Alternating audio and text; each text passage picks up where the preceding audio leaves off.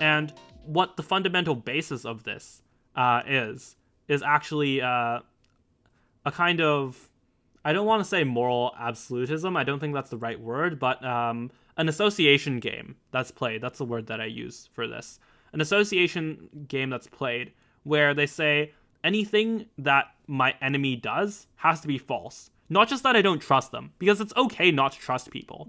Totally. To say, if my enemy says this, then I don't know if it's true or not. And I'm not going to believe it. I'm not going to take it for granted.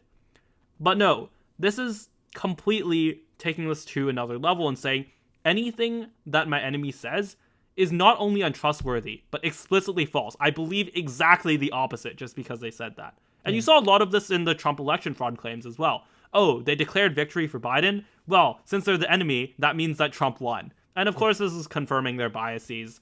But this argument is becoming increasingly accepted, not just on these conspiratorial fringes, but also on people who consider themselves centrist, who consider themselves mainstream.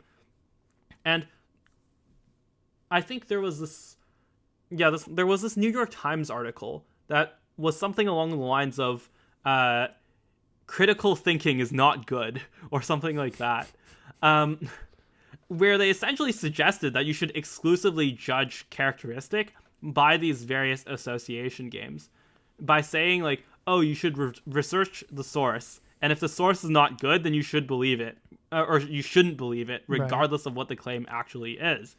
And of course, if you actually, this obviously, first of all, gives a ton of false positives. You have many sources, for example, that may have, even in general, parts that function well, and then have absolutely delusional staff members as well, as we talked about earlier with regards to institutional corruption.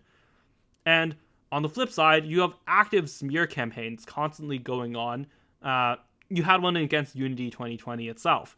And because of that, much of this narrative warfare is being weaponized aggressively. They're weaponized for offense with regards to, it's incredibly difficult to get people to trust you, but it's incredibly easy to get people not to trust you, or not to trust someone else.